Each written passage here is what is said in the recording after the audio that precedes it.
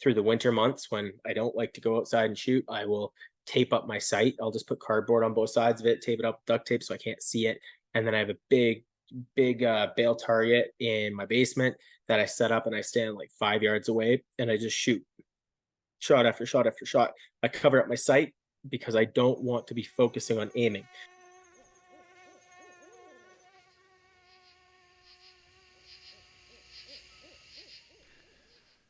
Hello, and welcome to another episode of The Wild Dispatch. I'm Robin, and I'm back with more skills and stories from the wild. I'm excited to introduce a new guest today. Leigh Hauck is a bow hunter from Alberta, which is a province which I guess I would call the Midwest of Canada. He's a guy who fell for the outdoor and bow hunting way of life hard from a very young age. He's an accomplished bow hunter, he's a bow tech, and he also has a great way of breaking down really technical stuff into edible bite-sized pieces through his YouTube channel that he has with Tooth of the Arrow Broadheads, where he works. He's a huge source of technical knowledge, but it shouldn't come as a surprise that he's also got quite a few great stories up his sleeve too. But it's time for me to stop waffling and hit the play button. Here's Leigh.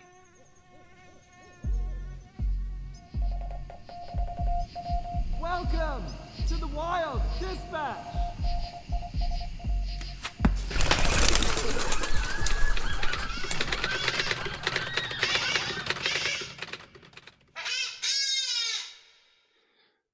Hi Leigh, welcome to the Wild Dispatch.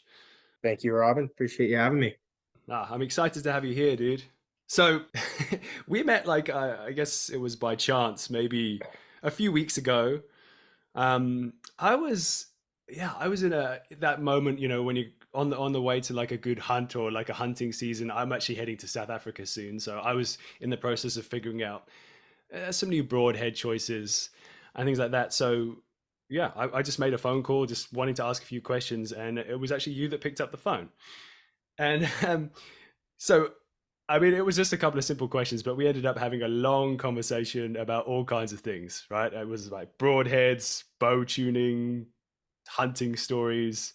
I think even a bit about like obscure, very custom arrow building.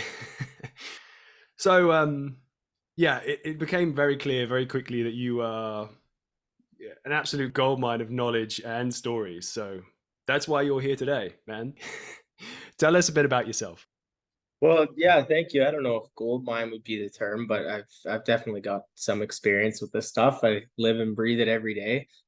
So yeah, like you said, we met just Tooth of the Arrow Broadheads is a company that I have a pretty heavy hand in running, and I, you know, Tooth of the Arrow is a broadhead company, but what I've really been trying to build the company out as over the last few years is a lifestyle company, an archery education company, a hunting education company, right? At the end of the day, I could care less what broadheads you shoot. I want you to be a better bow hunter. So when you call Tooth of the Arrow, you're going to get me on the phone, and you can ask me whatever you want. And that's how we met. So a small bond over our love of the metric system brought us into a deeper conversation about some things. And yeah, no, I'm just glad to be here. Yeah, it definitely did. That's true. Yeah. I guess after hearing a few of these things and hearing some like nuggets of information that you had for me, it made me just hungry for more. But first, I guess it makes sense to start from the beginning. That's kind of what I like to do is I just want to hear a bit more about your story. So, where did you grow up? Well, I'm born and raised in Calgary, and my I didn't start hunting obviously until I was 12 or 13. You're not even allowed to hunt until you're 12 in Alberta. Okay. But I grew up with hunting. My dad's a big time sheep hunter. He's pretty well always in another country. I think he spends about half his time here in Canada, um, chasing sheep. So I've been around this for my whole life, and I like going deer hunting, and I didn't get exposure to bow hunting because he doesn't bow hunt until I was 11 or 12 at the Grand Slam Club Ovis convention I went to with him in Reno, and that just literally changed my life. So I've been lucky enough to have some amazing mentors. Archie Nesbitt gave me my first bow. He's one of the greatest bow hunters of all time, and some mentorship from him and some other great bow hunters around Alberta growing up, and it just led me to where I am today, which is, I mean, full time. I run the broadhead company. I give archery lessons. I have a service shop. I build arrows. Like archery and bow hunting is all I care to do. I like it. It's focused but also diverse within a whole world and community. So is there like a big bow hunting scene where you are? Oh yeah, there's a lot of bow hunting in Alberta, and I think part of it is the fact that our seasons are very conducive to bow hunting. All of Alberta is different, but at least in my part of Alberta, south of Edmonton, pretty much, um, your bow season is September 1st to October 31st. You have a full 2 months before the rifle guys get all in November. So there's absolutely no reason not to bow hunt if you're an Albertan. Yeah, I mean you're getting access to a whole bunch of extra hunting time anyway, right? So, Yeah. and I'm guessing it's a bit less cold at that time that you're going to, right? Like, or maybe it's still pretty cold the whole time. Usually, I mean, I shot a whitetail doe the other day on our first snowfall, and I'm not toughened up to it yet, so it was a little cold, but come end of November, it doesn't bother you that much. Yeah, I guess your skin gets a bit thicker by then. Oh yeah. But that also, you sent me that picture. That looks like a massive doe. Maybe they're just small from where I am. But what kind of was that a whitetail or a blacktail? Yeah, that was a whitetail. I get that Okay. a lot just from even younger deer I've shot in Alberta. People are always like, "Wow, that's a monster deer." And I think the bodies of Alberta deer and Saskatchewan deer are just big.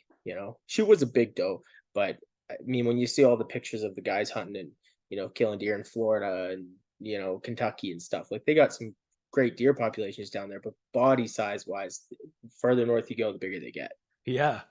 It makes complete sense. I guess the opposite, where I'm like down in California. I mean, Northern California, but still California. They look like they're peanuts around here, man. But it's still good. Still meat in the freezer, so it's all good. Oh yeah. So you said that you had some mentorship when you were getting into hunting. Was that predominantly? I mean, like even before bow hunting, was it your dad that was mostly teaching you the ropes with that stuff? Well, like I said, I've been raised around hunting, so I always knew about it and I liked it. It was cool, and I mean I grew up on wild game, so that was a big part of my life, but I never cared to put a ton of time into it until I found bow hunting, which he wasn't something he could help me with because he just doesn't bow hunt. Um, so he's pretty well connected in the hunting world, and he connected me with some of the greats here, and if anyone watching this has ever or listening to this has ever heard of guy on a buffalo, Rick Gwynn. He's a guy I spent a ton of time hunting with as a kid and still do. He taught me so much about bow hunting, and just many great mentors I'm very lucky to have had. Yeah, that's cool. Amazing that you had such a access so early on. I mean, if anything, that's definitely something can say. I was a bit of a late, what's it called, late onset hunter myself. So the thing that is hard when you're trying to figure stuff out is just, I mean, you've got YouTube, you've got other things, so that's great. There's a load more info than there used to be, I'm sure. But yeah, trying to get into it and like figure everything out. It sounds so nice to have someone to tell you all the things that you're doing wrong very quickly. So that's good. It's a tough thing because there's so much crap information on the internet, and there are so many people out there who they hunt 2 weekends a year but they're an expert, or the guys who are I've been bow hunting 40 years but they hunt a weekend or two a year. Well, I'd get more than that time in 2 years, right? So but archery and hunting on the internet is the epitome of an industry full of crap information. So that's what I'm trying to do here, is just you know information through experience and just that practical side of things that people need to hear. Yeah. No, it makes complete sense. And I agree with you. It was definitely tough when you're like super innocent, don't know anything. There's a lot of information trying to sift it out. But I think you slowly start to work out where the good resources are and the people who have a lot of experience and all that kind of stuff. So it does make sense. So do you have any stories about like hunting with like legends, these guys, these amazing hunting people that kind of were like taking you under their wing? You kind of anything pop into your mind about like early experiences or lessons learned or cool stuff that happened? Well, Rick Gwynn in particular, the guy on the Buffalo, I mean, he's been showing me the ropes since I mean, he would come pick me up at my house and take me out because I couldn't drive when I started hunting with him. And um, his way of teaching me how to hunt was very much, take me to an area, tell me very limited information, and throw me in the deep end. Um, and it works. And I made a lot of mistakes and heard about it from him, and that's how you learn. And I'm a firm believer, like what we were just talking about, that the best way to learn hunting is to put your boots on the ground and pay attention to your surroundings. Don't pay attention to, what you read in this blog or in this magazine or whatever. Just go do it. And that's really how these guys gave me an upper hand in hunting. I wouldn't say upper hand, but they knew that before I did, for sure. Yeah.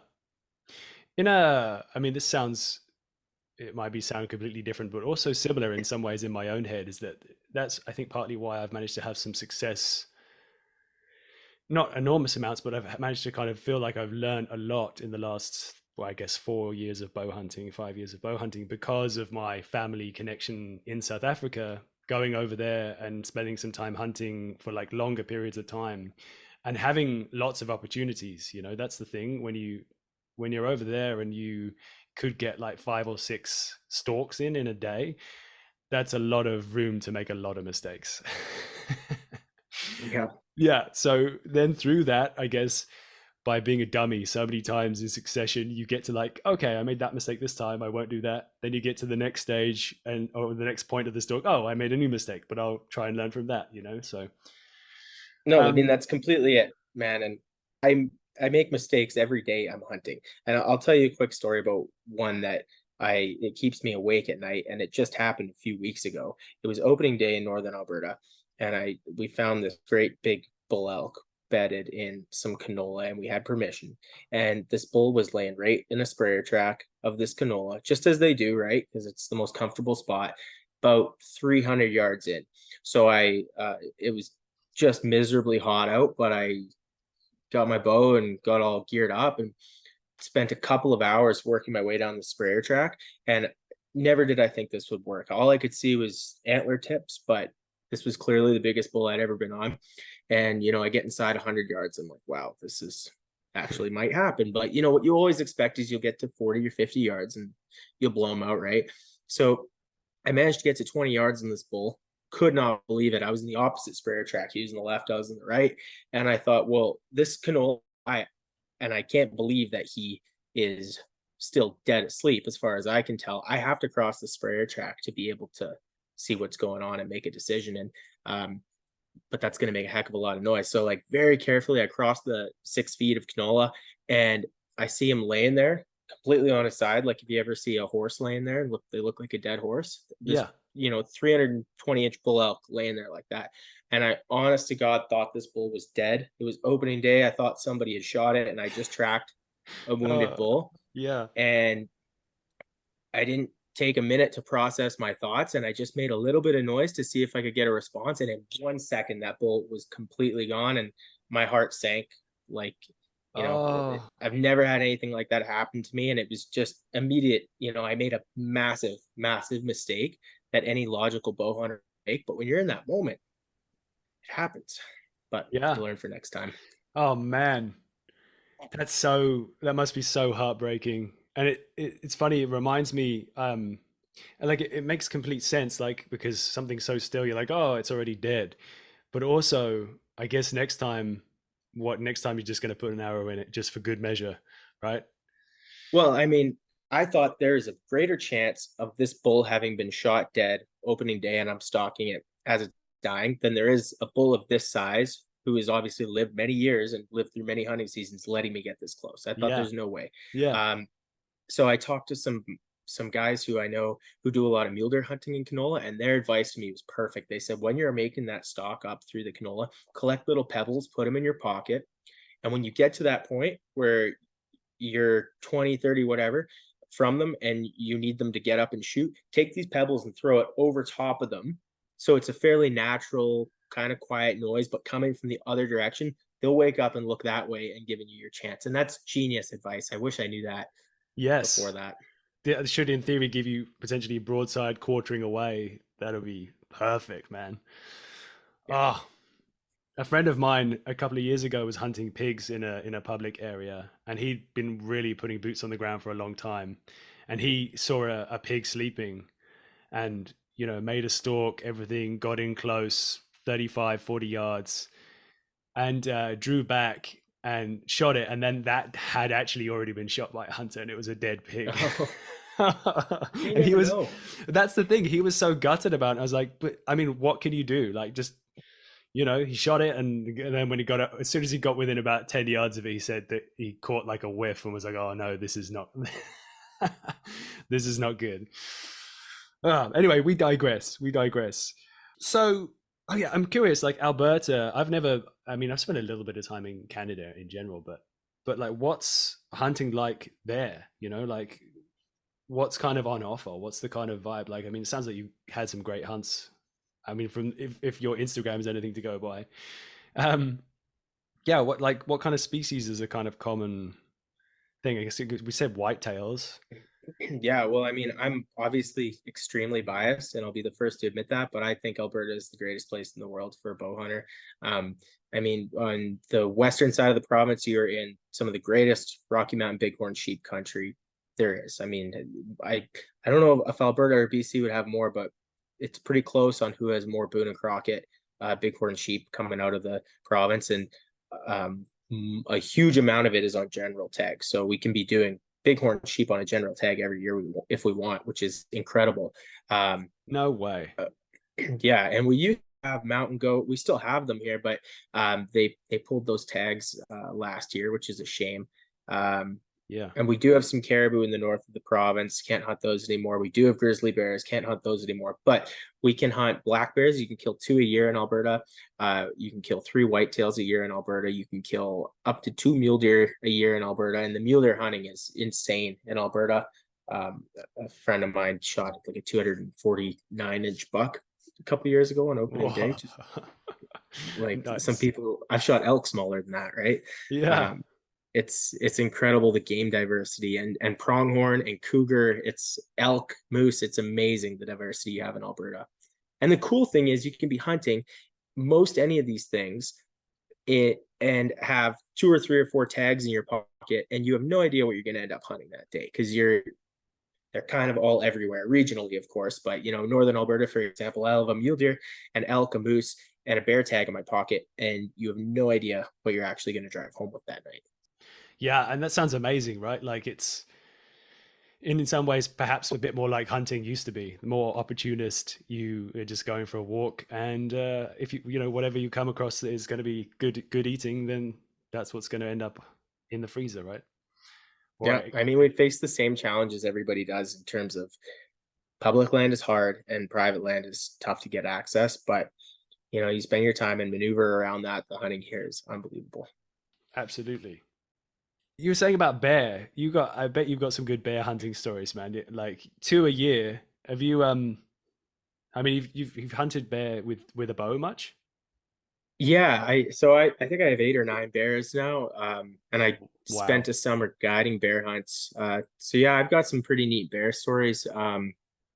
Not grizzly bears. I wish we could hunt those here. But the black bears in Alberta are incredible because uh they know you're there and they don't care about you whatsoever. Just Really? another animal to them. Yeah, like when I'm hunting, there's actually a picture on my Instagram of me with a bear, and I'm wearing this right here, at this exact sweater, and I shot that bear at under 10 yards. I was on the ground, just kind of hiding in some, like, the lower branches of a big green, and it walked right by me and looked at me, and I just kind of said like, "Hey, keep moving," because it was pretty close to me, and I ended up shooting it at 6 or 7 yards. But point being, have you ever been to seen a white-tailed deer look at you at 6 yards and just keep moving? They don't care at all. So I've had some interesting bear experiences. There's black bears can bluff charge you for sure. There's very few cases of them actually hurting you, but I've had them bluff charge me. I had one I had to shoot at about 2 yards, 2 or 3 yards with my bow. That was giving us grief. And A lot of times you go into an area that you're baiting and the bears are there, and the only way to make them go away is to charge straight at them. So working at the bear camp, um, my buddy Taylor Lowe with Red Willow Outfitters here in Alberta, he showed me the ropes. He's like, no, man, they're there. We need to bait. We need to keep moving. Run straight at those bears, and like you're charging them. And I couldn't believe it. And then by the end of the season, you're just charging bears every day, like it's getting coffee in the morning. Wow, definitely got to have some stones for that first charge, though. Hey. Oh yeah, oh yeah. The first one's really scary. Wow. So how I don't forgive me if you already said this, but how many years ago did you start bow hunting then? I got my first bow when I was 11 or 12. I'm Okay. 24 years old now, Okay, so so you've been you going a know, while then. over half my. I'm not very old, but over half my life. So What did you know, you obviously hunting before that with your dad. What was his, you got super obsessed with bow hunting. What was his thoughts on it? Was he on board or was he kind of a oh bit more yeah. cautious about it? Oh no, he loved it. He was super pumped. I mean, my dad has the utmost respect and admiration for bow hunters, which I really respect. He's just never had the desire to do it. The type of hunting he does. If you Google my dad, Brian Hauck, you'll see it's all mountain hunting from, one of the stands. He's in Alaska right now hunting grizzly bear. Last week he was in Russia. Um, Wow. he Stuff that if he was doing it with a bow, he just wouldn't be able to do as much as he does. So but no, he has so much respect for bow hunting, and right from day one he was all for it. And then when I decided that basically I want my career to be bow hunting and archery, I mean, no one's been more supportive than him. That sounds amazing. I bet he's got some good stories as well. Yeah.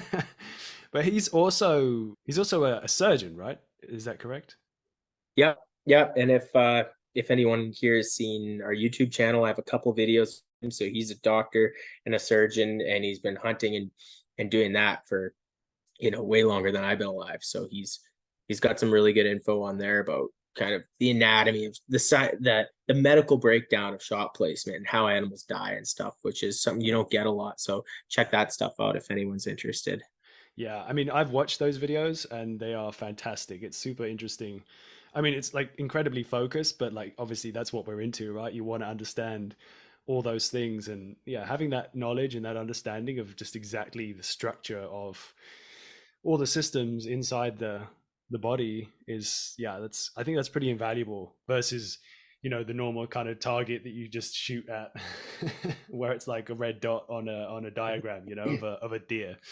So yeah, that's just another level of understanding, which I'm hoping will definitely help me in the future.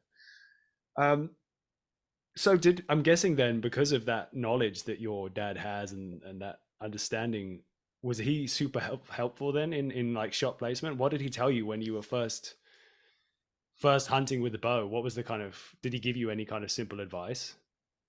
Well, yeah, when you first get into bow hunting, the first thing you learn is, rifle, you kind of just you can hit them in the shoulder or straight up from the leg, and it doesn't matter if you hit bone, they're going to go down. With a bow, you want to go up and then back a little bit, because you want to avoid bone at all costs. So, and that's your common shot placement philosophy. And like I said, we got like a 40-minute video on YouTube breaking this down and super nerding out depth. But right off the bat, my dad was telling me like it makes sense to shoot a smaller broadhead, something that's going to penetrate deep, and shoot them basically where you'd aim with a rifle. Because if you look at shot placement, if you look at an animal's lungs, just let's just say a deer, and you go up and back from the leg, you're actually aiming at the back of the lung. So your margin of error is great one way, but if you miss a little bit back, well, then you're into liver, guts, and that's terrible. If you go straight up from the leg, that is the center of a vital picture. So aim there, but have a broadhead arrow combination that allows you to get through anything you might encounter there. And that's where, a tooth of the arrow and what I do on YouTube and stuff, I'm trying to break this mold in archery that you need a 2-inch cut diameter, and that, you need a 700 grain arrow and all this stuff. Like I'm just trying to break that stuff wide open because it doesn't make sense. Yeah, that's interesting. So really you're saying like penetration is the most important thing, right? 100% accuracy. No, accuracy is the most important thing, and then penetration. Yeah. Okay. And then I guess like a nice Brucey bonus, as we'd say in England. This is probably a reference that makes no sense to anyone, but like a nice bonus of that. Then that if you have a smaller broadhead, then it's probably going to be more accurate. I'm guessing because there's less. It's acting less 100%. like a wind vane on the front of your arrow. 100%. The more compact your broadhead is, it all comes down to weight centerness. A field point flies perfectly because 100% of the weight is in line with the arrow shaft. So whether you're selecting, our broadhead or mechanical or whatever, pick a broadhead that has as much of the weight in line with the arrow shaft as possible, and that's what's going to make them fly like field points. Okay, I'm curious. Like you had all this understanding. You were getting really into archery, hunting. Hunting with your bow. There's obviously an element of upkeep required to be shooting lots, practicing lots. Like at least that's what I've experienced. Things start needing attention. At what point did you start working on your archery equipment, on your bow? And was that because you wanted to, or was it because you're like in the middle of nowhere and didn't have access to like the resource of other people doing it? Exactly the second point, the latter. I was in Wyoming, 14 or 15 years old, and uh, the night we got there, go out into the range and just make sure my bow's dialed after the flight and everything. And I knew nothing about my gear other than how to shoot it and how to sight it in. And my D loop broke, which obviously I should have seen that my D loop was fraying, but I was complete beginner. I had no idea that was a problem, and my D loop broke, and I'm in the middle of nowhere, Wyoming. So the next morning, I had to miss basically a whole day of hunting to go drive 2.5 hours to can't remember what the shop's name was in Laramie, Wyoming, and get a D loop fixed, right? And for anyone Oh, who knows how to tie a D loop, it's so that is simple. ridiculous. I can do it in less time it takes me to brush my teeth, right? So when we got back to Calgary, my dad took me to the bow shop here and was like, teach my son how to tie a D loop and give him what he needs to do it, because we're never doing that again. And that just totally opened my world up for all of this, which of course is a massive rabbit hole. I mean, it's cool. No, I mean, it's good, right? Like, it's really good that your dad did that. So what? At what point then were you like, okay, that was really good. I learned all this information. Now I need like that's it. I'm sold. I need to get because I've seen some of the videos where you capture stuff, which I believe is actually where we're chatting now. You got like a lot of gear in Yeah. there. Like when did that transition happen? Was it sudden or was it gradual? Oh, I dive into things pretty quick when I get into them. Like I have a lot of hobbies even other than this, and I dive into things pretty quick. But yeah, we're in my shop right now. If you've seen me on YouTube, this is where I film everything. Um, I started listening to the Knock On podcast really heavily, John Dudley, and basically Yes. Yeah. everything Yeah. I've learned is John Dudley and my own trial and error. That's pretty well everything I've learned in archery is just two sources, myself and Dudley. And it's a rabbit hole that you go down and down and down and down until the point where you own a bow press and you own an arrow saw.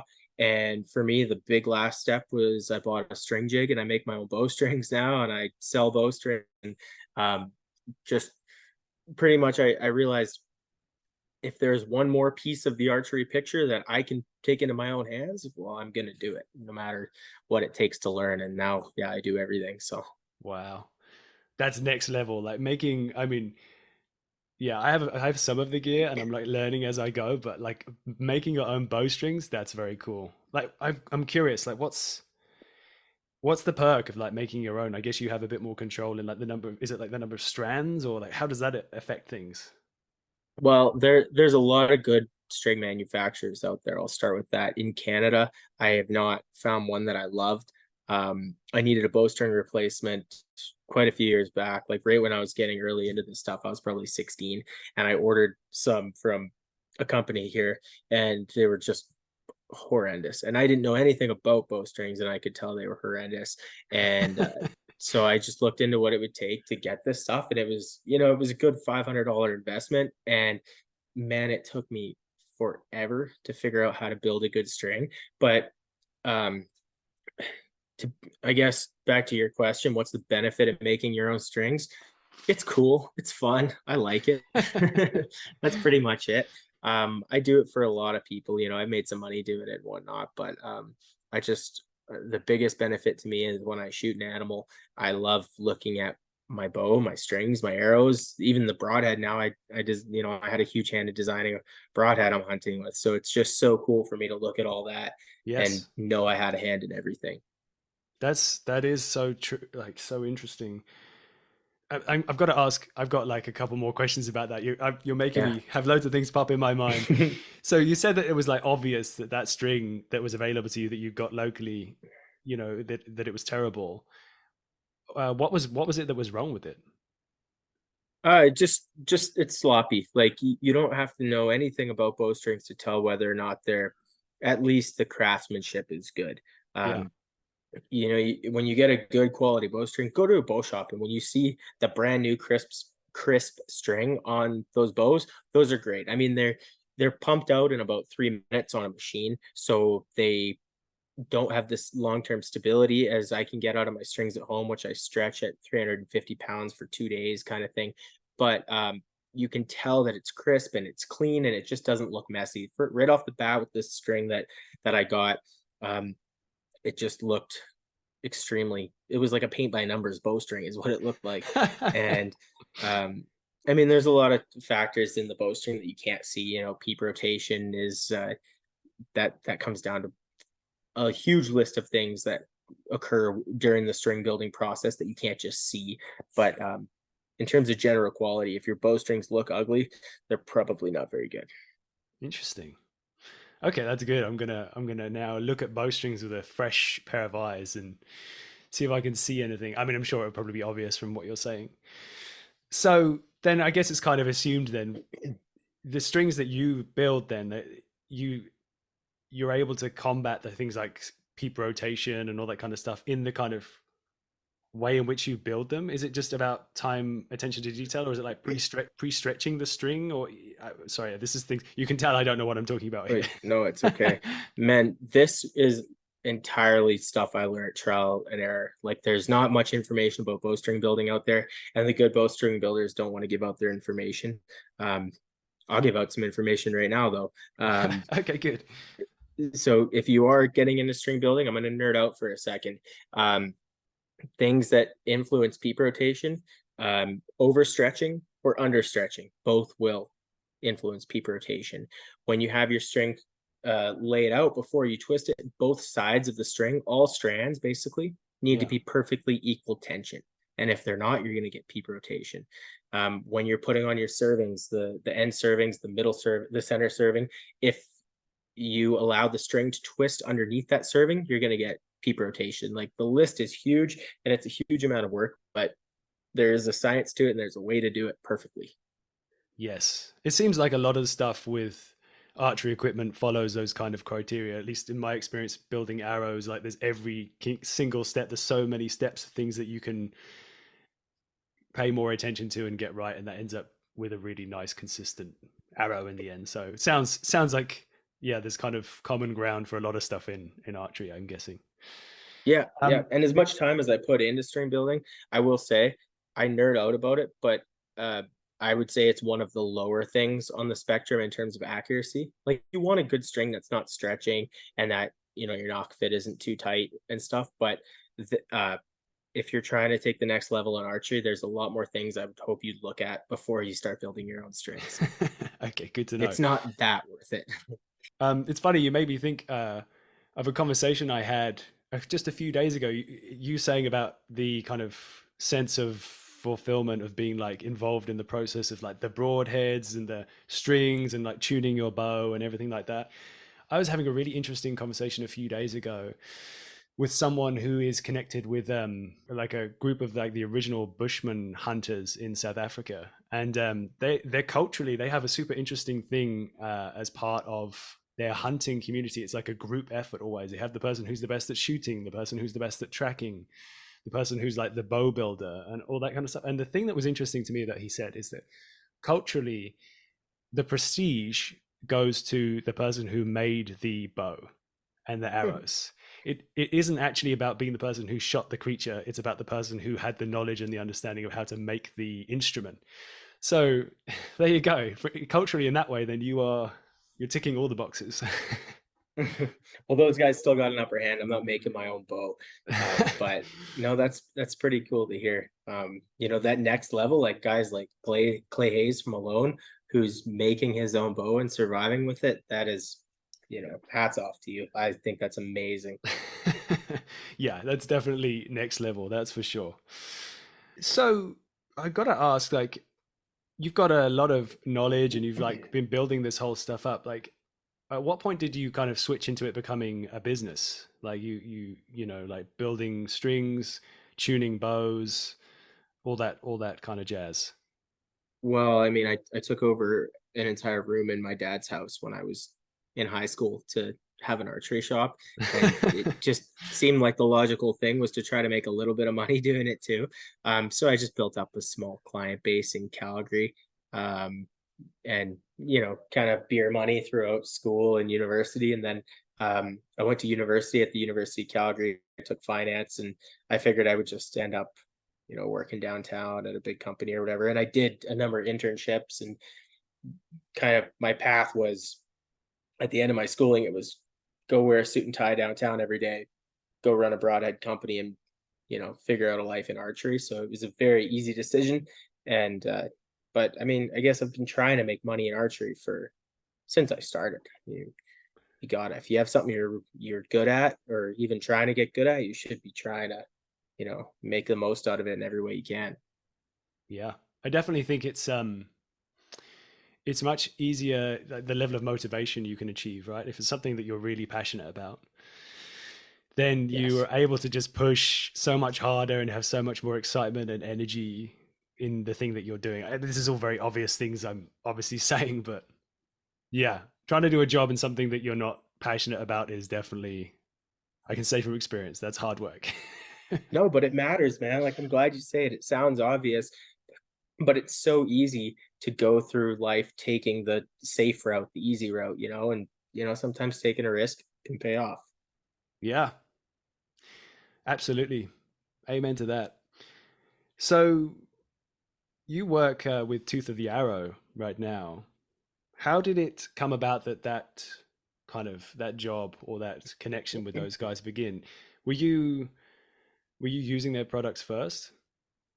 Yeah, I had a number of I was on a number of pro staffs, right? I'm sure a bunch of people listening to this do the pro staff thing, and I was on a whole bunch of them and wasn't happy with the broadheads I was shooting. So I just approached Tooth of the Arrow years and years ago about being a staffer. And you just kind of tell them, like, here's what I do for hunting. I travel a lot, I'm chasing super slam, blah blah blah, whatever.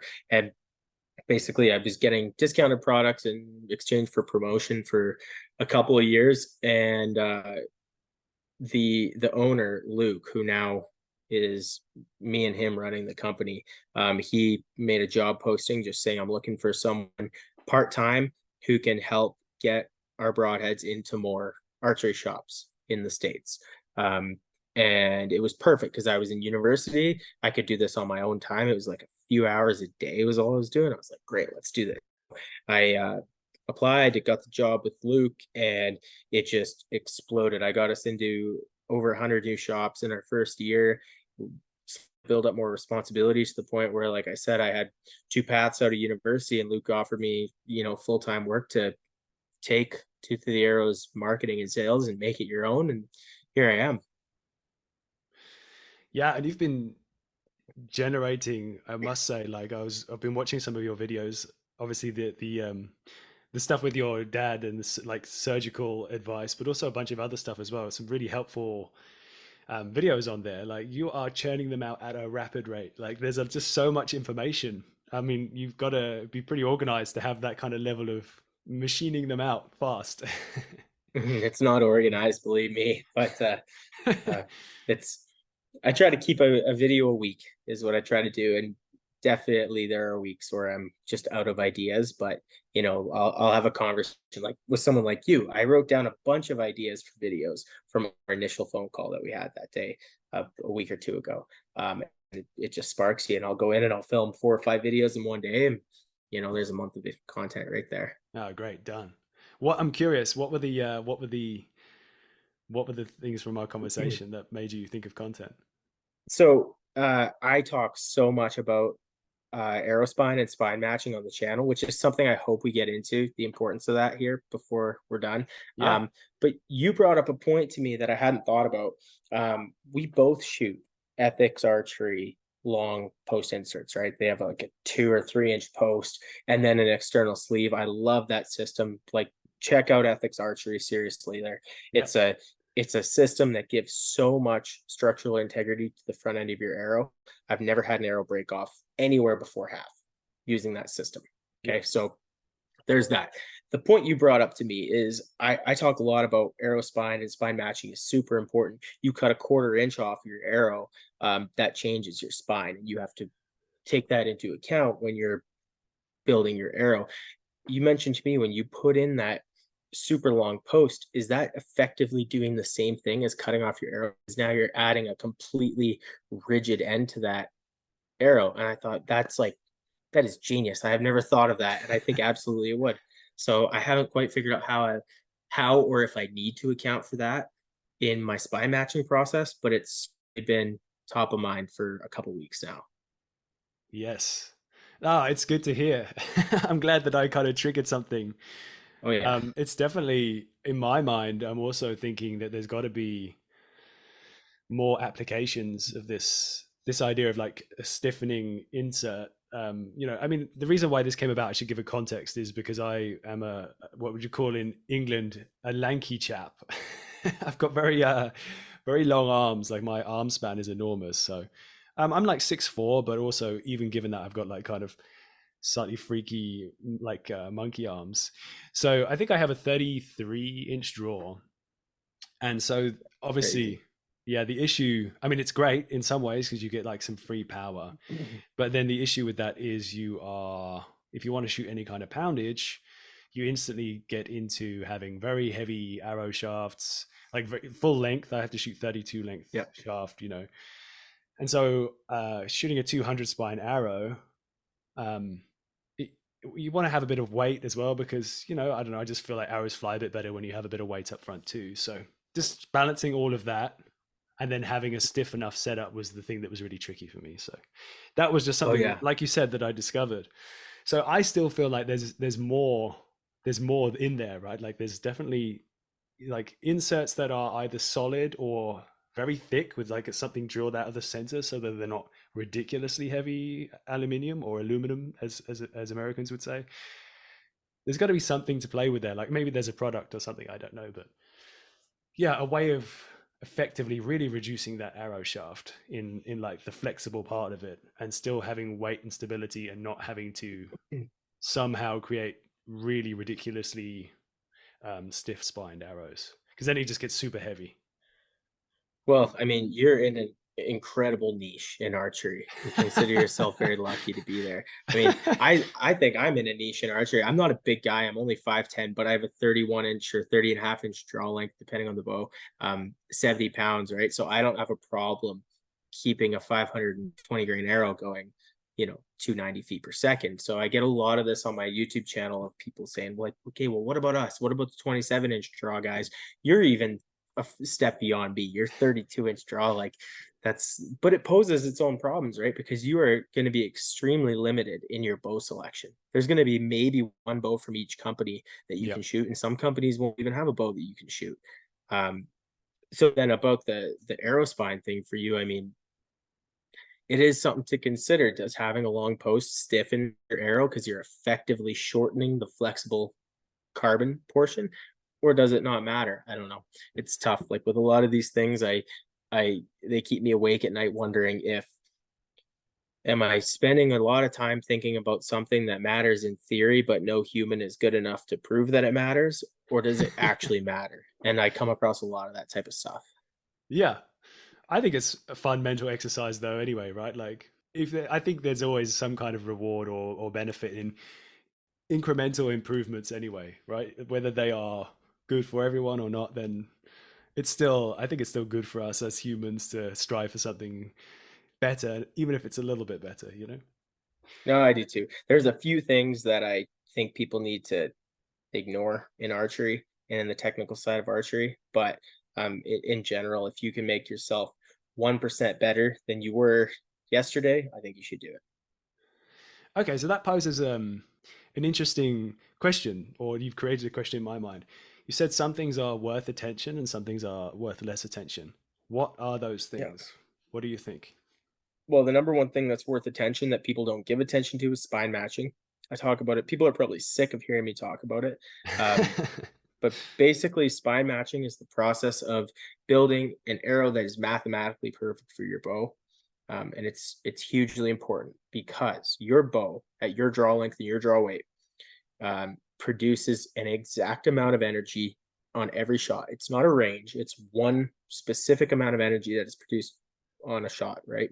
Yes. So when you look at a spine chart, you say, okay, I shoot this draw weight and my arrow is this long, and I shoot 125 grains up front.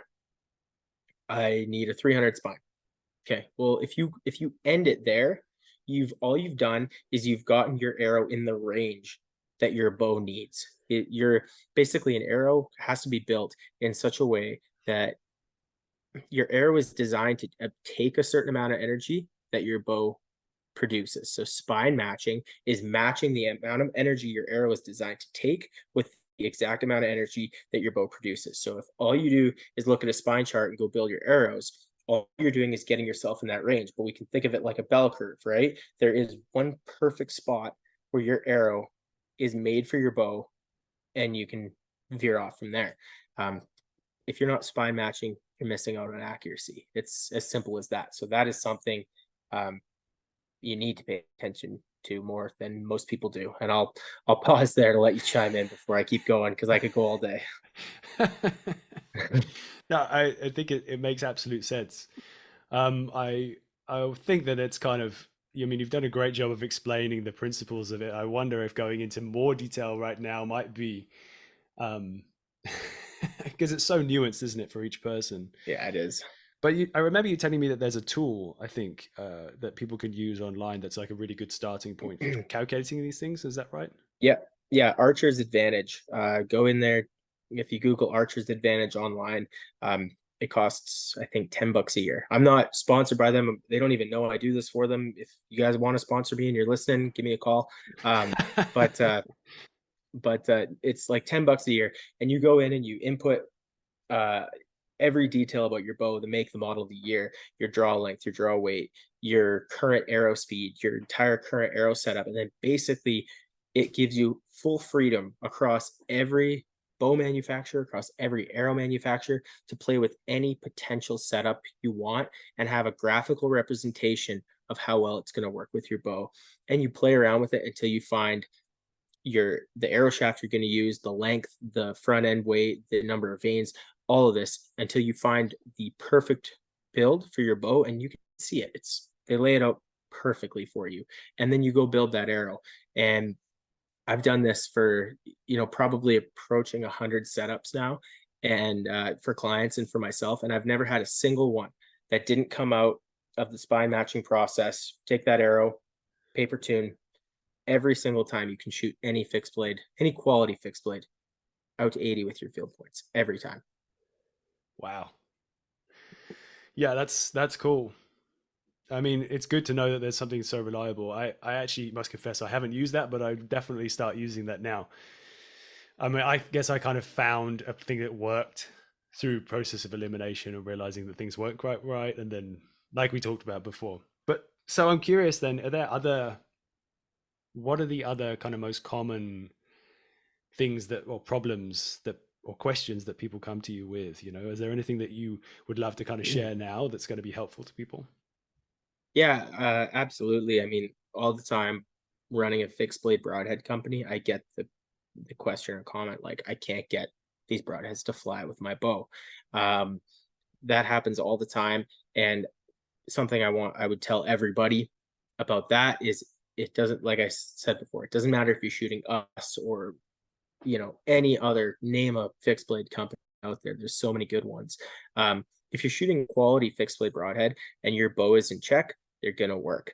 If something isn't working and they're not flying, it's don't just blame the company or the broadhead or the product. That like archery is a deep topic, as you know, I'm completely nerding out here. There's a lot to it. Just take a step back and look at something that you might be doing and is your bow properly set up? Are your arrows spine matched, right? Are your arrows squared off? Like that's something I want people to pay more attention to, is just taking that accountability uh, for their own setups. Yeah. It is also the kind of sad reality that I have to remind myself of sometimes, that the most variable thing in the whole interface is ourselves as humans potentially. Oh yeah, I've definitely absolutely. definitely had some moments talking to mechanics where I'm like, oh, this thing seems to always happen, and they're like, yeah, it's probably you. Like, oh, my heart, that hurts. But you're probably right. Maybe I need to go back to the drawing board and think a bit about the way that I'm shooting and if I can adjust that too. So I guess it's also a thing to consider. Well, that's it. And I feel bad when people call me and I kind of break it down for them. I feel bad because, you know, people call me and tell me I'm shooting 70 pounds and 30 inches and I have 400 spine arrows. It's like, well, you need new arrows. It's as simple as that. And it sucks to tell people that, because I get it. This stuff is not cheap in Yeah. any way. Yeah. And you know, you get kind of an emotional attachment to the money you've spent, and I completely get that. So I do feel bad breaking the news to people sometimes, but there's a lot of research that needs to go into this stuff.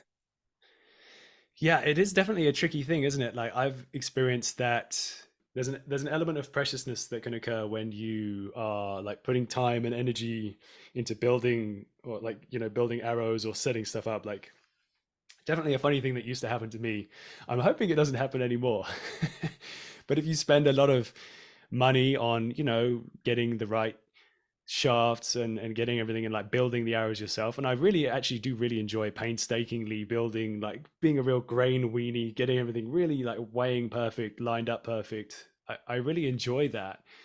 And it's as much the money spent on that stuff, but as also the time it takes to really carefully build those. There have definitely been moments where when I'm hunting, maybe it's actually more when I'm hunting in South Africa and I get a lot of opportunities, but like definitely moments I'm like, oh, I'm not sure I want to shoot an arrow at that thing because I might lose it. Yeah, there's that too. Yeah, too much preciousness. I think there were some guinea fowl or something up in a, we call it a pylon, but I don't know what you would call that in the US, like in a power tower. Like, do you know what I mean? Like where the giant kind of Like a cell metal. tower kind of thing. Yes, exactly. But like for power lines. Yeah, yeah, yeah. Yeah. Yeah, we just call them power lines. Power lines. Yeah. Okay. Yeah. So I was not prepared to take a shot, like a Hail Mary shot, just up into amongst a Yeah. bunch of metal structure. I was like, nah, nah, sorry, that's not worth it. But anyway, I wonder, is there like we can jump onto the next thing, but is there any other stuff, like any other like little things, or Jesus? Oh, I remember you were talking about. I think you said to me before when we spoke, talking about like adjusting for broadheads and field points and how they connect. Like that was the Yeah. thing that you thought would be interesting to cover. Yeah, it's a quick point that I can cover. I get the call pretty much every day. Somebody, my broadheads aren't flying with my field points. Um, Fixed blade broadheads aren't flying with my field points. Uh, Ask yourself, are your broadheads hitting the same spot just away from your field points, or are they hitting completely erratically? If they're hitting completely erratically, you haven't spine matched. If if they're hitting the same spot just away from your field points, just move your arrow rest a touch towards your field points. So if your broadheads are hitting left and low, move your arrow rest, and I mean like a 64th of an inch to the right and up, and it'll bring them right together. If some people hear that on this podcast, that'll save me a number of phone calls and emails. So it's something that I want just to be general knowledge for people out there. This stuff shouldn't be hard to access, this type of information. So you've already shared a bunch of cool info and tips on how to set things up, but I'm curious because I've seen a bunch of cool hunts, like things that you've clearly done some amazing stuff, both in where you're from in Alberta, but also in other places. Having like that, the confidence of knowing that you're everything's completely set up and you're like ready to take the shot, bam, get to that crucial moment. Are there any kind of stories or moments, well, actually just in general, if there's any interesting hunts that you'd like want to share, but any moment where you're like, oh no, like my gear is set up right, I can take this shot, I know that it's going to be good. Yeah, I've been overconfident in my equipment a number of times. Uh, Okay. without question. When I was in university and all I was doing was going to school, I had so much time. I shot literally 200 to 300 arrows every day through the Wow. spring and summer, and it was way, way, way too much. I remember I was going on my Doll sheep hunt in the Northwest Territories, and I was shooting 200 to 300 arrows a day. You have your good days, you have your bad days, but I knew all of this is going to come down to one shot on a Doll sheep, which is, it's a huge hunt I'm traveling for. It's not like driving out to your whitetail stand. Put way too much pressure on myself uh, with that amount of shooting, and took a too far shot. Ended up, I'm not afraid to say it. I wounded a Doll sheep, had to finish it with a rifle, and it was a combination of, I would say, almost over preparation because I put too much pressure on myself to shoot hundreds of arrows a day. Your one shot better be perfect. So since then, I've toned it down a lot, and overconfidence. I also remember a time where, I won't get too into the details of it, but there was a whitetail that came into my stand, and I was in a period where my shooting was probably the best it had ever been, and I thought I could make a, I'm just gonna call it a cocky shot, and I got lucky. What was it? I'm gonna need. Okay, we're gonna go back to the other sheep's hunt in a second as well. But what would you define as like a cocky shot? Frontal shot on a whitetail is a cocky shot. Okay, so it was like Yeah, quartering, like a quartering, or just like front dead, front. dead front, head down. I thought I could put an arrow right there in the Oh, back of like the neck. right in like Yeah, a kind of spinal yeah, top shot. Okay. like through the rack of antlers, and it was 100% a cock shot, and it worked out. I found my buck, took a few hundred yards to track, but I was embarrassed with myself, and I'm not afraid to say that on here. I got arrogant. I thought I was better than I was, and I made a stupid shot and got lucky. Um, but I don't know. Hopefully that answers the question. That's puts me at a loss for words, that one, but I shouldn't have done that. Well, I think we all, it's human nature, isn't it? Like we make mistakes, and also, at least I know how I am. Is definitely it's if you're new to something, and obviously you're not new to hunting at all, but like with anything I've experienced, for me, I guess the analogy I make is if you're trying, like, say you're in a new space, like a new thing that you're learning, I put the analogy of it's like you're in a room. If you're in like a room with the lights off, the quickest way to figure out the dimensions of the room is to run as fast as you can in all directions. Like That's right. you hit, you're going to hit some walls, but you'll figure it out quickly. Which so, yeah, it's probably not always the right choice that we make, but I can definitely understand how just thinking like that's the moment, then take the shot. Like it's you don't know your limits until you try. Well, there's so much of a non-human element involved in every successful hunt. Like I don't care who you are, how good or bad you are at hunting. If you successfully kill an animal, there was a huge amount of luck that went into it for all Yes. of us. You can be you can make the best shot in the world, and if that animal chooses to jump the string, which they do all the time, particularly on whitetail, your perfect shot could be a wound or a miss like that, and it's nothing to do with you, right? And that's what happened to me. I got in the mindset of, I'm good, I'm a good shot, I got my gear set up, I know I can make that shot, and if it was a pop can, I could have hit it. But you know since then, Yes. to I've learned that I would way rather the miserable drive home with nothing than wounding something. Yes. So that's huge. And I think an aspect of this as well, it's interesting. You were talking about the first story that you said just now about your sheep hunt that didn't quite work out, right? Yeah, That you didn't make a good shot on because yeah, of the it being like it was a long range shot. yeah. Like, first of all, how far was that shot? I'm curious. I don't know if you're prepared to share. Yeah, it was a little far. But you get out on these types of hunts where you've traveled so far to be there. You've you've been completely out of service for a week or 10 days, how much stuff you're missing at home. They're so hard to get close to these animals, and you get 95% of the way there, and you just like, screw it, I'm taking the shot.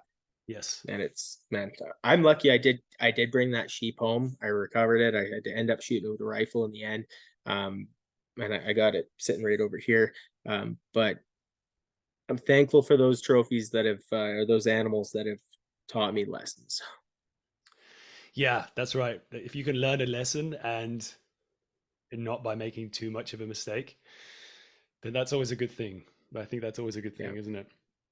Oh yeah, and then when you do have a perfect one, like I shot a whitetail doe the other night, and it was just picture perfect. Nothing wrong with that. Don't just take it for granted about everything that you put into it that made it go perfectly. That's as important or more important than learning from your mistakes. Yeah, I have to say, I mean, I haven't shot that many animals, probably only, I don't know, maybe a dozen or so. But and then with a bow, I mean. But like I think maybe it's just in my nature. I'm like an absolute perfectionist, so I'm always annoyed that it didn't go better than it did. I mean, like it's very rarely that the shot is like, oh yeah, no, that was like perfect. Like, there's Yeah, always it's like a rare. bit of a, oh, it could be a little bit better this way, it could be a little bit better that way. But I guess it might be as much about, I mean, ultimately the job was done, you know? So that's the good thing. So another thing I wanted to ask you about with it was interesting. You were talking about practicing loads, getting like 200 or 300 reps in a day, like shooting arrows. And I think that this is another aspect which, I don't know if you want to, like, if you up for talking about this, but like, I think it's true. The psychological part of shooting is an enormous thing, you know? And actually, I did actually read like I don't know if you're familiar with Joel Turner and his Mhm. teachings about like mental Yep. processes and was it like, what is it called, loop thinking? All right, sorry, forgive me, Joel. I'm sorry if you're hearing this and I'm massacring your ideas. Um, but do you know what I mean? Like, there's an interesting thing that we can put a lot of time and a lot of effort into, like physical preparation, but the mental stuff, it's a crazy moment, right? When you next to an animal. Oh man, 100%. Like, um, my old philosophy around shooting was go out and shoot as much as I can in a day. And if you're shooting bad, shoot through it. If you're shooting good, keep going until you're shooting bad. And it's just, it's not practical. I'm gonna wear out my shoulders if I do that. Um, I go out now, if I shoot a dozen arrows and I'm just money, I go home. That's it. I call it a day. I know I'm fine. I always start at long range. I think that too many people go out to the range and they start at 20 and then they go to 30 and then they go to 40. Start at, 74, Yes. and then take a shot at 51 and then take a shot at 13 and just stagger it. I never shoot. I very, very rarely shoot like an even number, and I never shoot the same number twice. If I make a really bad shot, sometimes I'll give myself the redemption shot, but um, practice philosophy is so big, and it's something I haven't talked about on my YouTube or in anything that I put out there, but I'm trying to find the way to phrase it properly. But it's a huge topic, and I'm glad you brought it up. Yeah, it's curious. I think it's a good thing what you're saying, and actually, I like it when people say things that they do as I recommend as a good approach, and I'm like, oh yeah, I do that too. That's Nice. always a Yeah, I nice like moment. that. So, yeah, I also often will start like a first shot or first few shots are like 74 yards, or like Yeah. just a real long shot in there. And I mean, I'm lucky enough to have a bit of space where I can take a shot like that. I just walk out my front door and it's, there's a paddock over there so I can take that shot. But it, yeah, I think that there is a strange thing that happens. I can't explain exactly what it is, but when you're shooting a really long range like that, I mean, that's not, I guess some would argue that's not very long range. That's right. But for me, that's a pretty long way.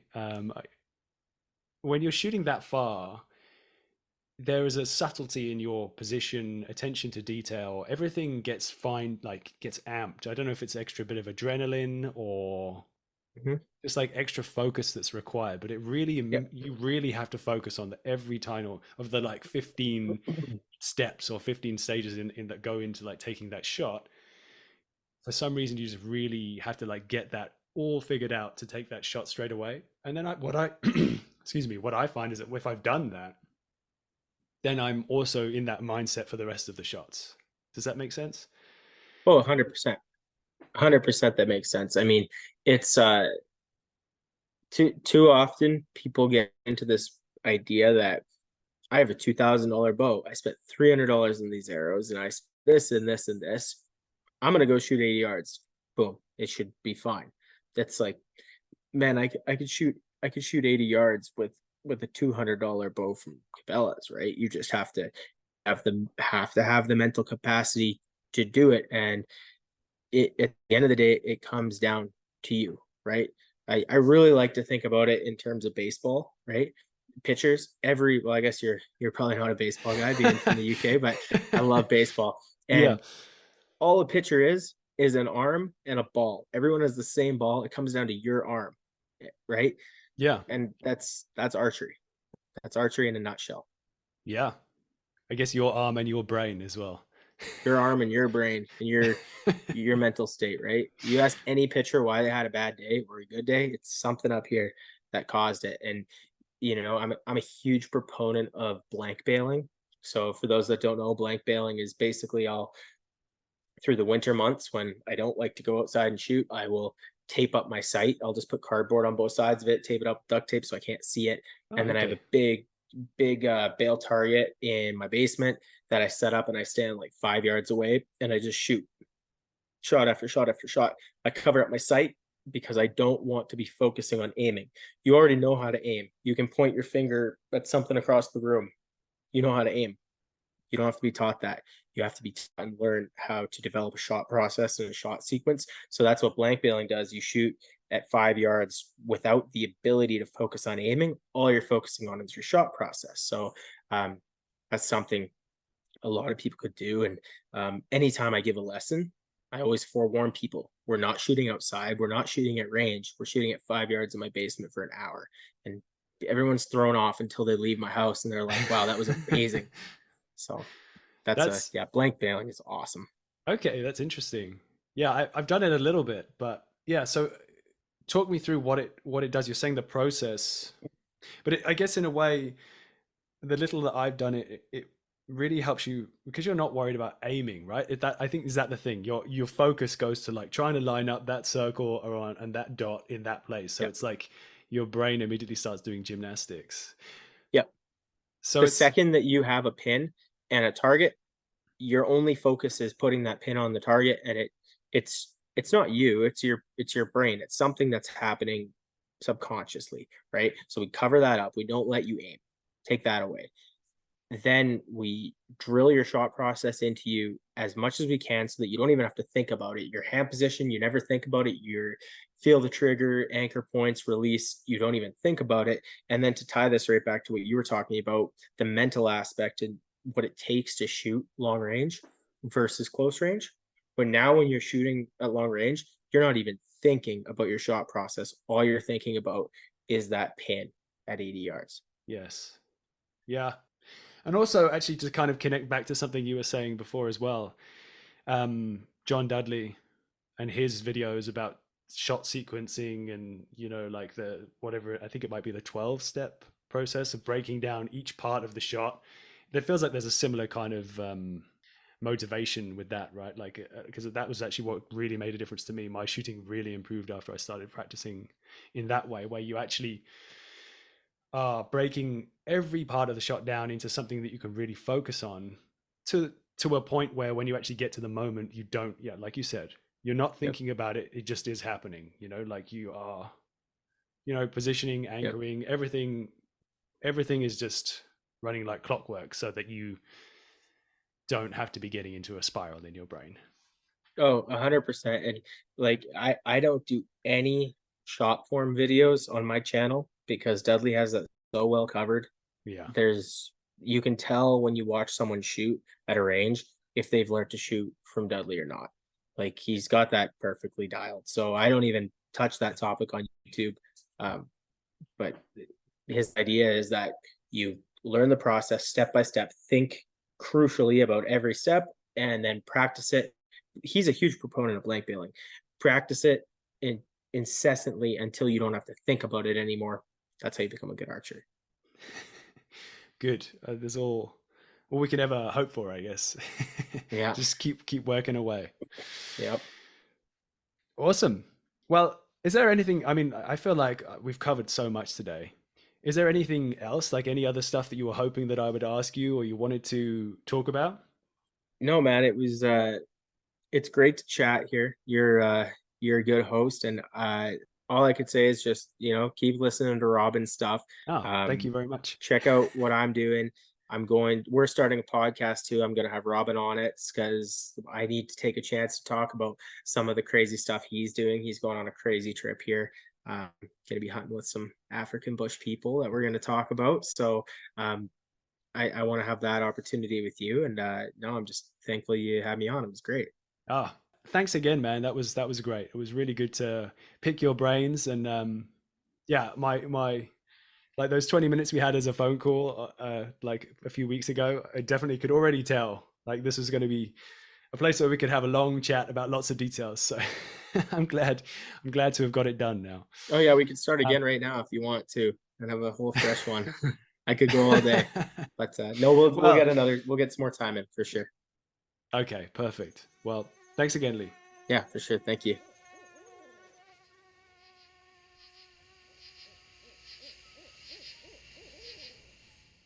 So that wraps up another episode. Thanks again to Lee for sharing all his skills and stories. You can find Lee on YouTube through his channel with Tooth of the Arrow. You can also find him on Instagram at hauck.bowhunter. That's HAUCK.bowhunter. As a single word, no hyphen there. But I'll put everything in the show notes too. If you're enjoying the show, feel free to tell a friend about it.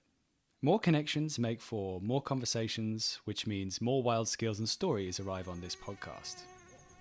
Thanks for listening, and see you next time. Welcome to the Wild Dispatch.